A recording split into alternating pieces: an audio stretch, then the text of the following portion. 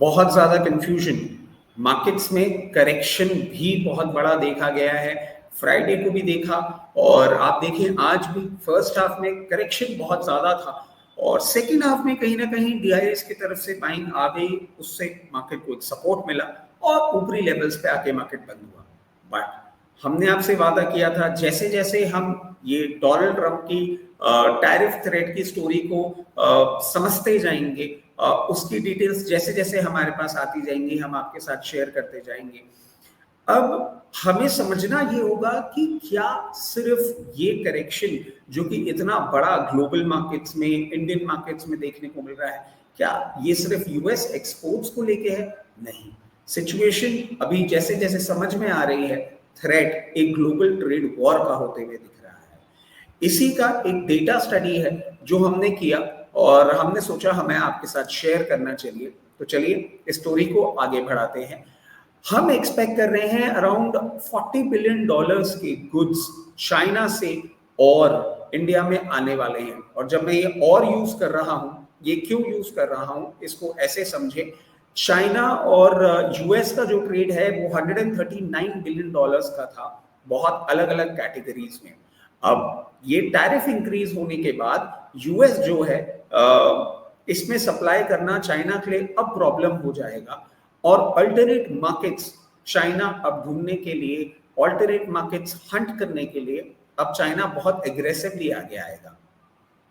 China का जो export portfolio है वो बहुत ज्यादा वास्ट है, अराउंड 37 कैटेगरीज आप देखें इंडिया और यूएस को चाइना एक्सपोर्ट कर रहा है, जिसमें से सिग्निफिकेंट शेयर जो है वो 700 कैटेगरीज का है। अगर आप चाइना के लिए इंडिया और यूएस मार्केट को देखें तो बहुत ही इंपॉर्टेंट मार्केट हो जाता है, क्योंकि पूरे ग्लोबल एक्सपोर्ट का अराउंड 5% जो है वो इंडियन और यूएस मार्केट को चाइना एक्सपोर्ट करता है। अभी तक का चाइना का एक्सपोर्ट जो लेटेस्ट डेटा हमारे पास है अराउंड $37.7 बिलियन का है, जो 2023 में चाइना ने किया था।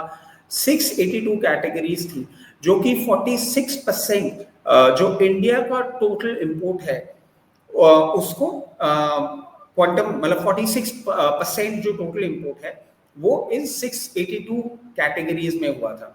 अब आप इसको ऐसे समझें कि ग्रेफाइट एक बहुत क्रिटिकल मटेरियल है जो कि इंडिया इंपोर्ट कर रहा है चाइना से।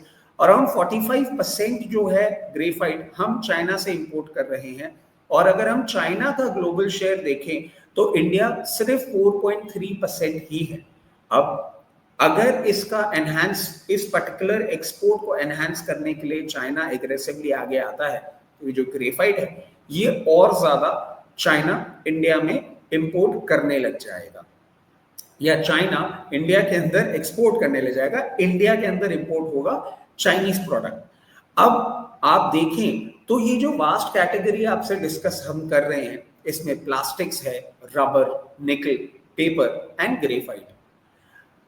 प्लास्टिक को अगर आप देखें तो अराउंड 45% इंडिया का जो प्लास्टिक है वो चाइना से इंपोर्ट हो रहा है।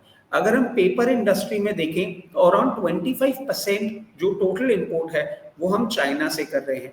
जो अब डायनामिक्स बदलने वाले हैं वो क्यों बदलने वाले हैं? यूएस का जो ट्रेड वॉर के चक्कर में 34% ड्यूटी लगाई गई है चाइना पे, अब वो उनके लिए डिफिकल्टी हो जाएगी कि चाइना में वो एक्सपोर्ट कर सकें।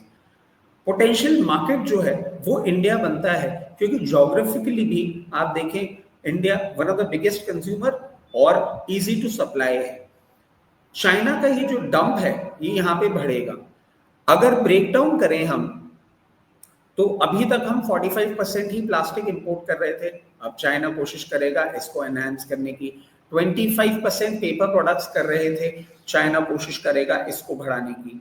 इसके साथ साथ नियर अबाउट $12.3 बिलियन का जो रिस्क हम फेस कर सकते हैं, सो रबर और ऐसी बहुत सारी इंडस्ट्रीज, बहुत सारे ऐसे प्रोडक्ट्स हैं जो चाइना अब इंपोर्ट करेगा। अब हम देखें तो इससे प्रॉब्लम क्या होने वाली है, लोकल मैन्युफैक्चरिंग जो है वो इस चाइनीज इंपोर्ट से बहुत ज्यादा स्ट्रेन फेस करने वाली है।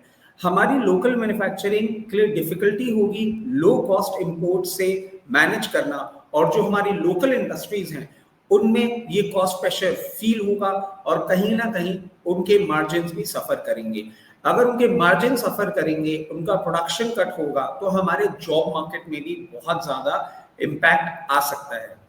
इसको निगेट करने के लिए आप देखें कि हम ऑलरेडी चाइना के जो मेटल इंपोर्ट है उस पे एक एंटी डंपिंग ड्यूटी लगा के बैठे हुए हैं। और ऐसी इंडस्ट्रीज, अगर हम सारी ही इंडस्ट्रीज में एंटी डंपिंग ड्यूटी लगाने लग जाएंगे तो कहीं ना कहीं चाइना जो है वो भी इसको एक रिटेलिएशन के तौर पे जो हम बिजनेस कर रहे हैं उसमें प्रॉब्लम दिखा सकता है। इसके साथ साथ आप देखें, अगर हम टैरिफ्स लगाते हैं तो कहीं ना कहीं चाइना से जो हमारा इंपोर्ट है वो महंगा होने लग जाएगा। अगर वो महंगा होगा, क्योंकि हमें लोकल इंडस्ट्री को सेफगार्ड करना होगा, अगर वो महंगा होगा तो ये कहीं ना कहीं हमारा ओवरऑल इन्फ्लेशन जो है उसको भी हिट करता हुआ आपको दिख सकता है। फिर इंडियन गवर्नमेंट के लिए भी प्रॉब्लम हो जाएगी कि क्या वो डोमेस्टिक इंडस्ट्री को सेफगार्ड करे या जो कंज्यूमर है उसके इन्फ्लेशन को सेफगार्ड करे। धीरे धीरे अब समझना होगा कि एग्जैक्टली 9th को डोनाल्ड ट्रंप इस पूरे जो टैरिफ है इसको इम्प्लीमेंट करने वाले हैं। क्या उसके पहले वो कोई अनाउंसमेंट करते हैं इसको होल्ड बैक करने के लिए या नहीं?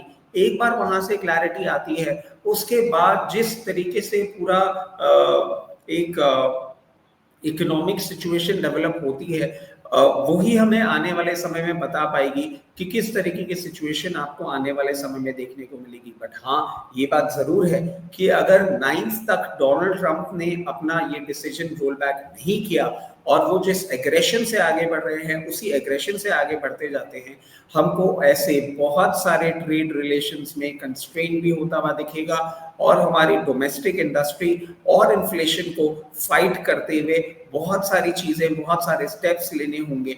बट जैसे जैसे वो आएंगे वैसे वैसे ही हम समझ पाएंगे और उनको ले पाएंगे। बट ग्लोबल इक्विटी मार्केट उसको अभी बहुत कंफर्टेबली फेस नहीं करेगा।